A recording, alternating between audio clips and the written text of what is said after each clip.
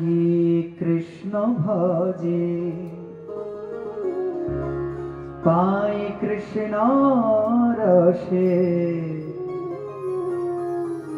কাম ছাড়ি দাস হইতে হয় অভিলাষে।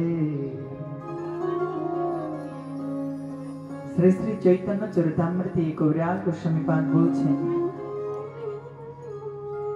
এই সংসারে দুই প্রকার ভক্ত আছেন, এক তো সকাম ভক্ত, দুই নিষ্কাম ভক্ত। আচ্ছা, সকাম ভক্ত কাকে বলে? যিনি কোনো পাওয়ার আশায় ভগবানের পূজা অর্চনা করেন, তিনি হলেন সকাম ভক্ত। ঠাকুর, আমি তোমায় পূজা করছি কারণ আমার মেয়েটা যেন ভালো করে বিয়ে হয়ে যায়, সকাম ভক্ত। আর নিষ্কাম ভক্ত কি? হে গোপীনাথ, আমি তোমার সেবা করছি, আমি নিজে কিছু পাওয়ার লোভে নয়, এই সেবার দ্বারা যেন তুমি সুপ্রসন্ন হও, এই অভিলাষে। এর নাম নিষ্কাম ভক্তি। আর নিষ্কাম ভক্ত তিনি। কবিরাজ গোস্বামী পাদ বলছেন, এ সংসারে অতি সহজে নিষ্কাম ভক্ত হওয়া সহজ নয়। বললেই আমরা নিষ্কাম ভক্তে আজ রাতারাতি পরিবর্তন হতে পারবো না। কিন্তু যদি সকাম ভক্ত হয়েও ভগবানের শ্রী চরণ যুগলে আমরা ভক্তি করতে শুরু করি, সকাম ভক্ত হয়েও যদি প্রভুর সেবা পূজা আদি করি, হরিনাম করি, তো ভগবানের পূজা অর্চনা, ভগবানের চরণের ভক্তির এই প্রভাব, যে ভগবানের শ্রীচরণে সকাম ভক্তি করতে করতে করতে একদিন ভক্তের হৃদয় মাঝে কৃষ্ণের প্রেম রসের আস্বাদনের ইচ্ছা জাগ্রত হয়। তখন হৃদয় থেকে যত হাজার হাজার কামনা বাসনা ছিল, সমস্ত কামনা বাসনা হৃদয় থেকে বিদূরিত হয়ে যায়। আর তখন ভক্ত কেমন হন? তখন ভক্ত ভগবানের কাছে বলেন, প্রভু, আমি কোনো কামনার জন্য তোমার ভজন করি না, আমি তো তোমার হবার জন্য তোমায় ডাকি। আমি যেন জন্ম জন্মান্তর তোমার হতে পারি প্রভু, আমি তার লাগি তোমার ভজনা করি। তাই কবিরাজ গোস্বামী পাদ বলছেন, কাম লাগি কৃষ্ণ ভজে। হ্যাঁ, কোনো কামনার জন্য কৃষ্ণ ভজন করেছিলাম, কিন্তু পাই কৃষ্ণ রসে।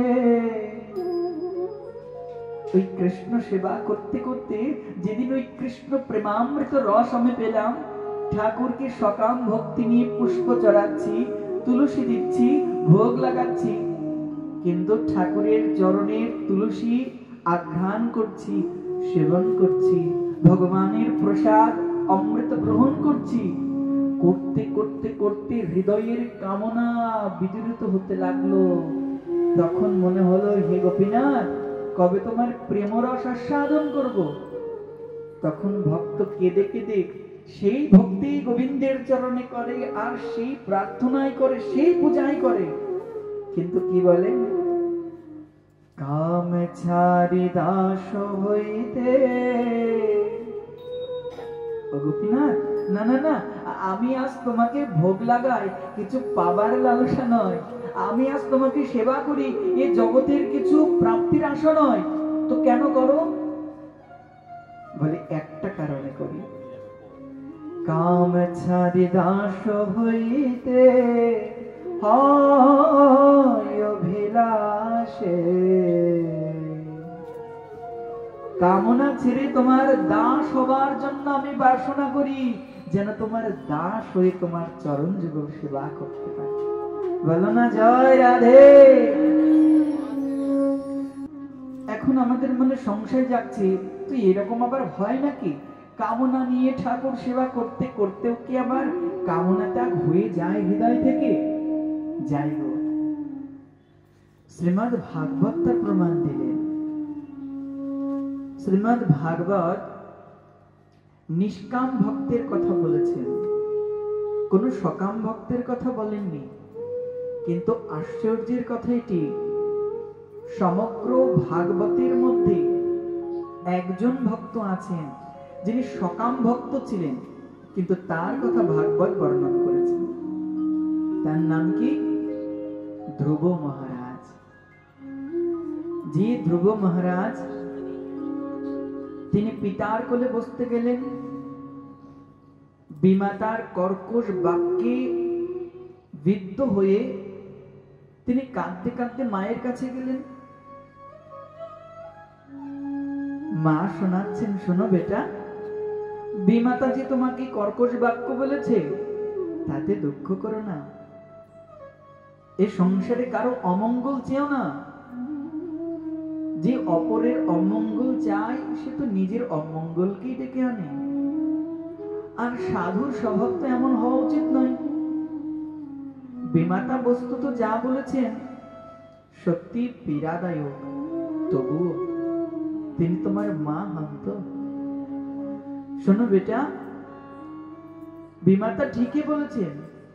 আরে এই সংসারের পিতার কোলে বসবার জন্য যদি তোমাকে তপস্যা করতে হয়, ও পুত্র, এই সংসারের পিতা আজ আছে কাল তোমার থাকবে না। এর আগের জন্মেও তোমার এ পিতা হয়তো ছিল না, এ মাতা আমি ছিলাম না। তাই এই সংসারের পিতা মাতাকে পাবার লালসায় তুমি ভগবানকে ডেকো না। আরে জগৎ পিতা শ্রী গোবিন্দকে পাবার জন্য তুমি তপস্যা করো।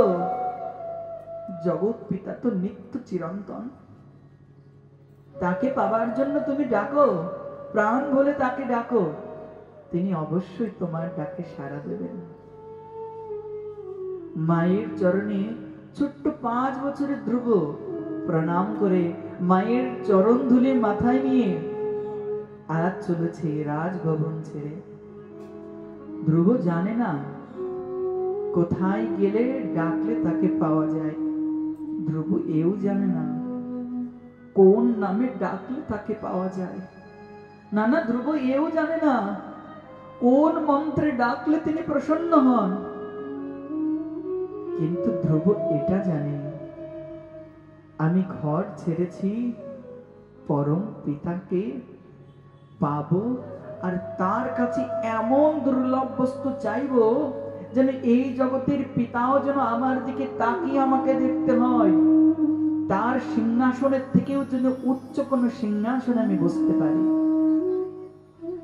হৃদয় মাঝে সেই কামনা বাসনা নিয়ে জঙ্গলে গেল। পথে চলছে, চলতে চলতে এমন সময় দেবর্ষিপাদ নারদের সঙ্গে দেখা। দেবর্ষিপাদ নারদ বলে, এ বেটা, এই গহীন জঙ্গলে একাকী কোথায় চলেছো তুমি? নাম কি তোমার? বাড়ি কোথায়? ধ্রুব বলে, আমার নাম ধ্রুব। আমার পিতার নাম উত্তানপাদ। আচ্ছা, আপনি কে বলুন তো? আরে আমি দেবর্ষি নারদ। ও আচ্ছা, মায়ের কোলে বসে যে দেবর্ষি নারদের কত গল্প শুনেছি, আপনি সেই দেবর্ষি নারদ? প্রণাম প্রণাম দেবর্ষি নারদ। দেবর্ষি নারদের চরণে প্রণিপাত করে বলছে, ছোট্ট 5 বছরের বালক, আচ্ছা আচ্ছা, আপনি বলতে পারেন কোথায় গেলে আমি গোবিন্দ পাবো? কোথায় গেলে আমি অন্তর্যামী প্রভুকে পাবো? একবার বলে দিন না। দেবর্ষি নারদ বলে, ধুর বেটা, ছোট্ট বালক, মা বকেছে তাই জঙ্গলে এসেছে, যা বাড়ি যা, খেলা কর। মা বকবে, আদর করবে, এটাই তো বালকদের সহ্য করতে নিতে হয়। আবার কখনো আদর করলে তার কত প্রীতি হয়। যাও বেটা, রাগ না, ঘরে ফিরে যাও। ধ্রুব কেঁদে কেঁদে বলছে, আচ্ছা আপনি সত্যি করে বলুন তো, আপনি 1 নাম্বার নারদ নাকি 2 নাম্বার নারদ? বলে, মানে? মায়ের কাছে শুনেছি যিনি নাকি 1 নাম্বার নারদ, সঠিক নারদ হন, তিনি নাকি ঘর থেকে টেনে নিয়ে এসে, জঙ্গলে নিয়ে এসে হরি ভজন করিয়ে শ্রীহরির ধাম পাইয়ে দেন। আচ্ছা, আর আপনি কিনা আমাকে জঙ্গলে এসেছি আর ঘরে পাঠাচ্ছেন? দেবর্ষি নারদের দু চোখে অশ্রু জল। দেবর্ষি নারদ বলছে, বেটা আমি তোমায় পরীক্ষা করছিলাম। শোনো পুত্র, যাও তুমি মধুবনে যাও। তত্ত্বাৎ গচ্ছ ভদ্রম তে যমুনায়াস্তটম শুচি পুণ্যম মধুবনম যত্র সামনিধ্যম নিত্যদ হরে। যাও যাও বৎস, যমুনার পবিত্র তটে সেই মধুবন নামে একটি পুণ্য স্থান আছে, তুমি সেখানে যাও। ভগবান শ্রীহরির সেখানে নিত্য বাস, সেখানে গিয়ে তুমি তাকে ডাকো। জানো ধ্রুব, ওই নিধুবনের কি মহিমা? ওই নিধুবনে অষ্টকালীন লীলার প্রথম লীলা হয়। ওই নিধুবনে শ্যাম সুন্দর রাধারানীর প্রথম নৃত্য দর্শন করেছিলেন, যেখানে রাধা শ্যাম নৃত্য অবস্থান করছেন। প্রেমে ভরে তাকে ডাকো, তুমি পাবে। ও গুরুদেব, ও দেবর্ষি পারদ, আচ্ছা তিনি দেখতে কেমন? তিনি যে আসলে আমি কি করে চিনবো? তাকে তো দেখিনি, কি করে জানবো তিনি কেমন? তিনি দেখতে কেমন শোনো তাহলে। প্রসাদাভিমুখম সস্য প্রসন্না বদনে ক্ষণা সোনাসম সুভ্রবম চারু কপলাম সুর সুন্দর তরুণাম রমণীয়াঙ্গা অর্ণষ্ঠক্ষণাধরা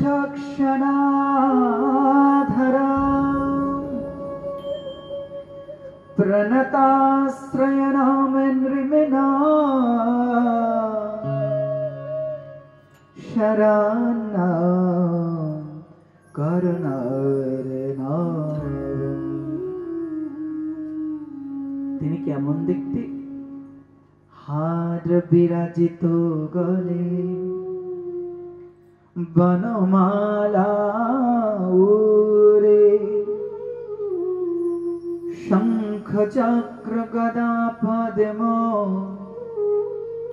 শোভে চারি করে ত্রিভঙ্গ ভঙ্গিমা কোটি তটে পিতবাস নখমণি যিনি কোটি চন্দ পরকাশ সুরেন্দ্র মনীন্দ্রিয় বৃন্দ করয়ে স্তব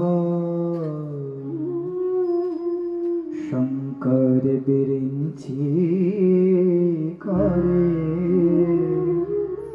চরণ বন্ধ। পুত্র, তিনি নবকিশোর নটবর, তার সর্বাঙ্গ সুন্দর, তার নয়নে অধরে ওষ্ঠে রক্তিম আভা। সেই পরম দেবতা প্রণত জনের আশ্রয় দাতা, নিত্য সুখধাম তিনি, শরণাগত বৎসল তিনি, করুণার সাগর শ্রী ভগবান। ধ্রুব শ্রবণ করতে করতে তার হৃদয় মাঝে ছবি আঁকছে, দেখি তো আমার শ্রী প্রভু কেমন দেখতে। হৃদয় মাঝে প্রভুর চিত্র অঙ্কন করে নিচ্ছে। গুরুদেব, কোন মন্ত্রে ডাকলে সে আসে? একবার বলুন না গুরুদেব, আমি কোন মন্ত্রে ডাকবো, যে মন্ত্রে ডাকলে তাকে পাবো? শোনো শোনো পুত্র, আমি তোমায় দ্বাদশ অক্ষর বাসুদেব মন্ত্র দেব। এই মন্ত্রের অনেক সামর্থ্য। এই মন্ত্র জপ করে প্রহ্লাদ ভগবান নৃসিংহদেবকে প্রকটিত করেছিলেন। এই মন্ত্র জপ করে দেবকী বসুদেব চতুর্ভুজ ভগবান শ্রী বিষ্ণুকে পেয়েছিলেন। এই মন্ত্র জপ করে মনু শতরূপা ভগবান শ্রী রামচন্দ্রকে পেয়েছিলেন। ধ্রুব, তুমি এই মন্ত্র নিষ্ঠার সহিত জপ করো, শ্রী নারায়ণ তোমার কাছে অবশ্যই আসবেন। গুরুদেব, আমি পাবো প্রভুকে? বলুন, আমি পাবো শ্রী নারায়ণকে। অবশ্যই পাবে। গুরু চরণে প্রণাম করে দেবর্ষি নারদকে পরিক্রমা করে কৃপা আশীর্বাদ নিয়ে আজ চলতে চলতে চলল মধুবনের দিকে। মধুবন কোথায়? ধ্রুব পথে যাকে যাকে তাকে বলে, বলতে পারো বৃন্দাবন আর কত দূর? বলতে পারো তুমি মধুবন আর কত দূর? আর কত দূর গেলে আমি মধুবন পাবো, শ্রী রাধা শ্যামকে পাবো? যাও না, আরো এগিয়ে চলো, আরো এগিয়ে চলো, যমুনার তীর ধরে মধুবন পেয়ে যাবে। ধ্রুব হরিনাম করতে করতে চলেছে। হরে কৃষ্ণ কৃষ্ণ কৃষ্ণ হরে হরে, হরে রাম রাম রাম হরে হরে, হরে কৃষ্ণ কৃষ্ণ কৃষ্ণ হরে হরে, হরে রাম রাম রাম হরে হরে, হরে কৃষ্ণ কৃষ্ণ কৃষ্ণ হরে হরে, হরে রাম রাম রাম হরে হরে, হরে কৃষ্ণ কৃষ্ণ কৃষ্ণ হরে হরে, হরে রাম রাম রাম হরে হরে। এই তো মধুবন, এই তো মধুবন, শ্রীধাম বৃন্দাবন। আমি এসে গেছি শ্রীধাম বৃন্দাবনে, মধুবনে। গুরুদেব কি বলেছিলেন? না, গুরুদেব আমায় বলেছিলেন, ধ্রুব তুমি 3 বার যমুনাতে স্নান করো, আর বৃক্ষতলে আসন রচনা করে প্রাণায়ামের দ্বারা ইন্দ্র সমূহের মল নোংরাকে নষ্ট করো, ভগবানের রূপ চিন্তন করো। আমি যে মন্ত্র দিলাম সেই মন্ত্র নিত্য জপ করো। ঠাকুরকে পাবার জন্য তোমাকে ছুটতে হবে না, স্বয়ং শ্রী নারায়ণ তোমাকে পাবার জন্য ছুটে আসবে। গুরুর আদেশকে স্মরণ করে যমুনাতে স্নান করে আজ ধ্রুব মহারাজ এক বৃক্ষতলে বসেছেন। শ্বাস বায়ুকে নিয়ন্ত্রণের মাধ্যমে আজ প্রভুকে ডাকছেন। কোন মন্ত্রে? ওম নমো ভগবতে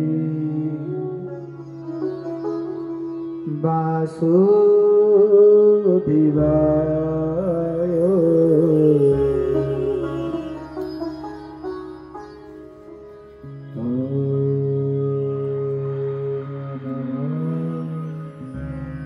ভগবতে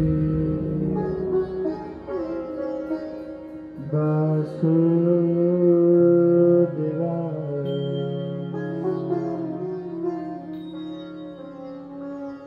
ওম নমঃ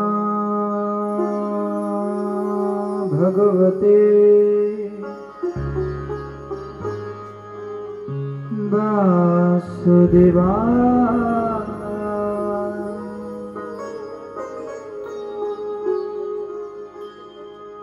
এমনি করে 1 মাস অতিবাহিত হলো।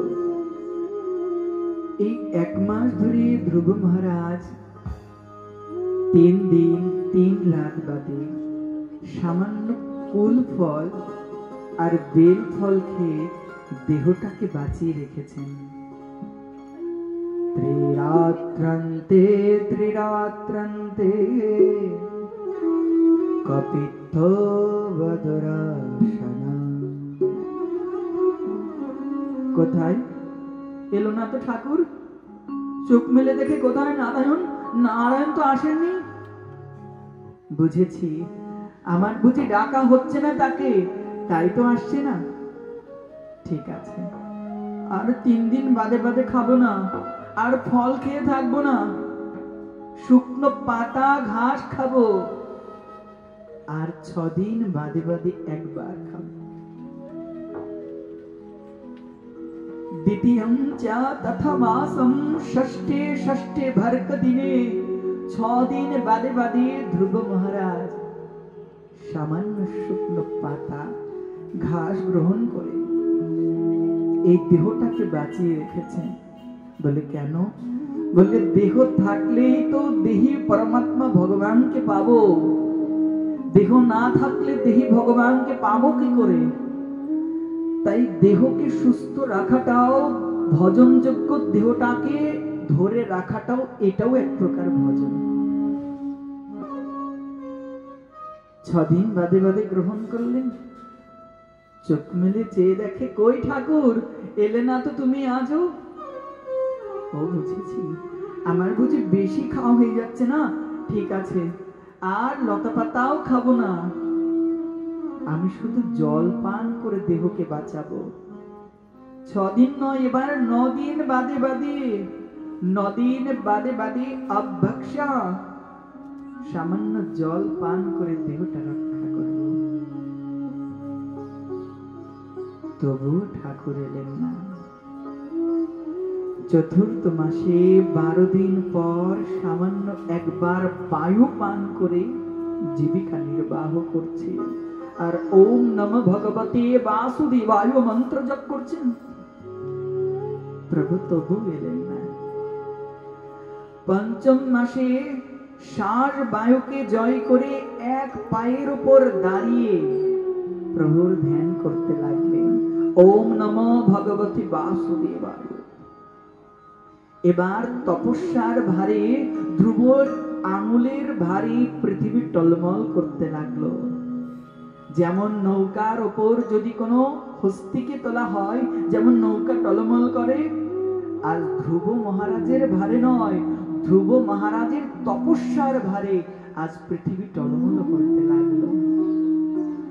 বড় বড় ইন্দ্র, বড় বড় দেবতা ব্রহ্মাদির সিংহাসন টলে গেল। তারা ভাবছে আমাদের সিংহাসন নেবার জন্য আবার কেউ ষড়যন্ত্র করছে নাকি। দেখো, এই সংসারে যে সর্বস্ব ভগবানের চরণে সঁপে দেয়, তার এই সংসারের শত্রু মিত্রতাই পরিণত হয়ে যায়। ভক্তের রক্ষক তো ভগবান। ভক্ত ধ্যান করছেন, জঙ্গলে কত বাঘ সিংহ কত কি পশু পক্ষী আছে, বিষধর সাপ আছে, ভক্তের সে ভয় নেই কে আমাকে কাটবে না কেউ আমাকে খাবে। ভক্তের চিন্তা হরির, আর হরির চিন্তা ভক্তের। আমার ভক্তের কোনো যেন হানি না হয়।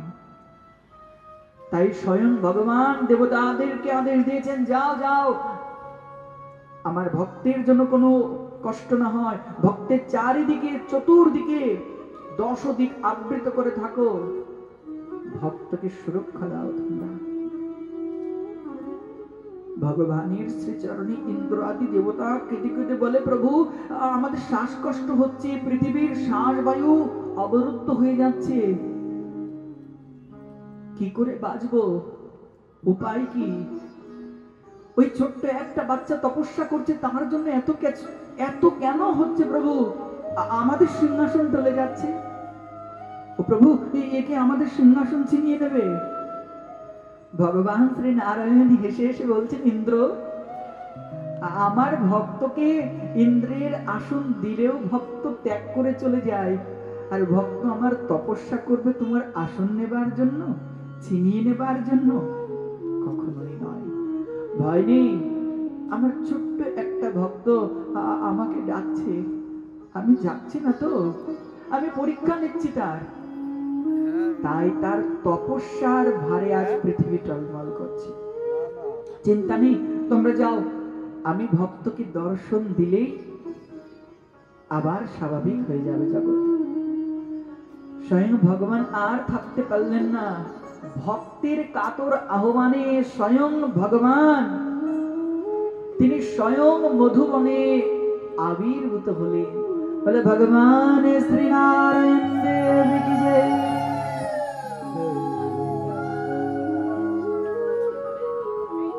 সুখদেব গোস্বামী পাদ বলছেন, মধুর বনম ভৃত্বা দিদৃক্ষয়া গতঃ।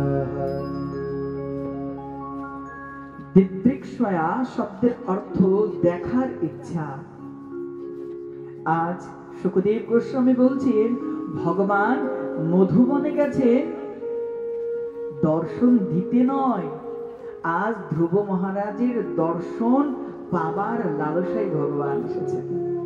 কত উচ্চ স্তরের কথা যে ভগবানকে দর্শনের লালসায় জগৎ বন্দনা করে, কত যাগযজ্ঞ তপস্যা করে পায় না, সেই ভগবান গোলক বিহারী ভূলোকে এসেছেন তার এক প্রেমিক ভক্তকে দর্শন করবার লালসায়। দিদৃক্ষয়া গতঃ। কই ধ্রুব তো চোখ খোলে না, ধ্রুবকে ডাকো, ও ধ্রুব দেখো মাই। বলে দেখবে কি, তার হৃদয় মাঝে তো অন্তর্যামী শ্রীহরিকে দর্শন করছে, বাইরে যে শ্রীহরি জানবে কি করে। তাই অন্তর্যামী অন্তর্হিত হলে সঙ্গে সঙ্গে পাগলের মতো ধ্রুব মহারাজ নয়ন খুলেছেন, আর নয়ন উন্মোচন করে দেখে হৃদয়ের ধন স্বয়ং সম্মুখে প্রকটিত হয়ে দাঁড়িয়ে আছে। বলে না যায় রাধে। স্বয়ং ভগবানকে পেয়ে আজ ভগবানের চরণে প্রণাম করছে। কিন্তু শুনেছি প্রভুকে পেলে নাকি স্তুতি করে, আমি তো কিছুই জানি না।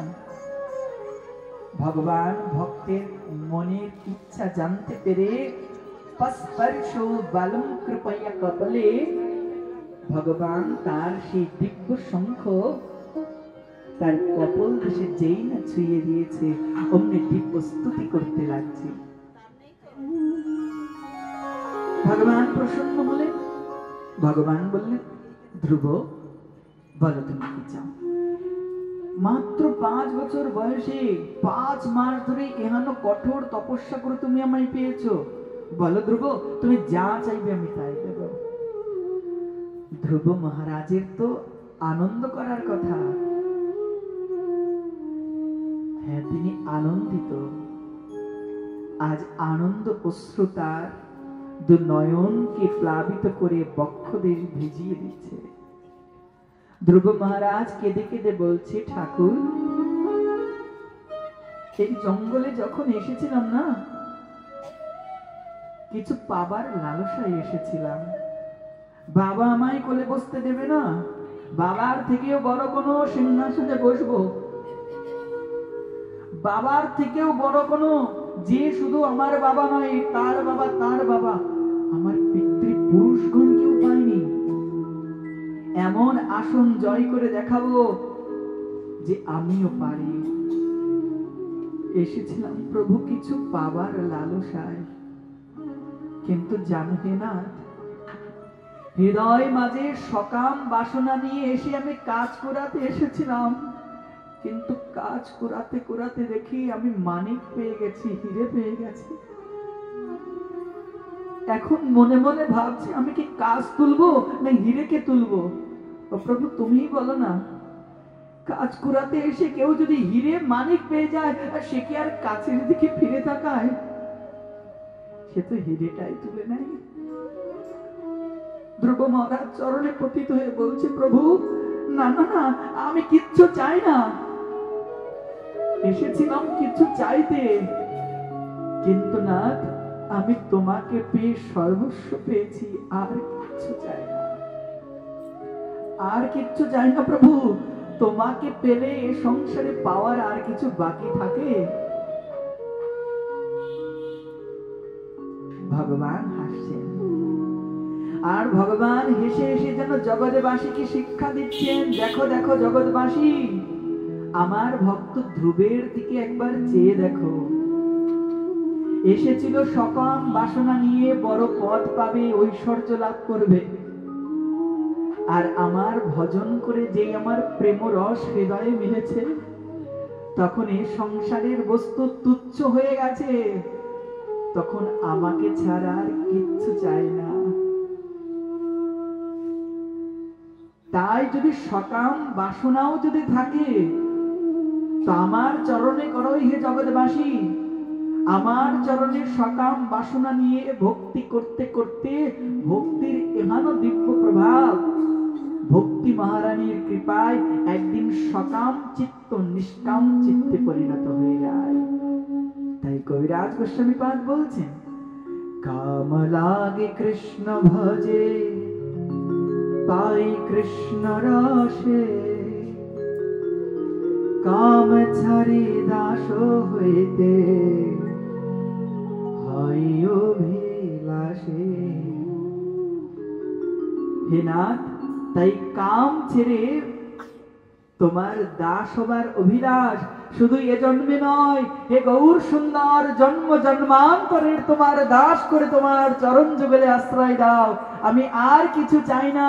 হে গৌর, তোমার রাঙা চরণে তোমাকেই চাই। হে করুণাময়ী, তোমার রাঙা চরণে শুধু তোমাকেই চাই। বলে বরসানে বারি কি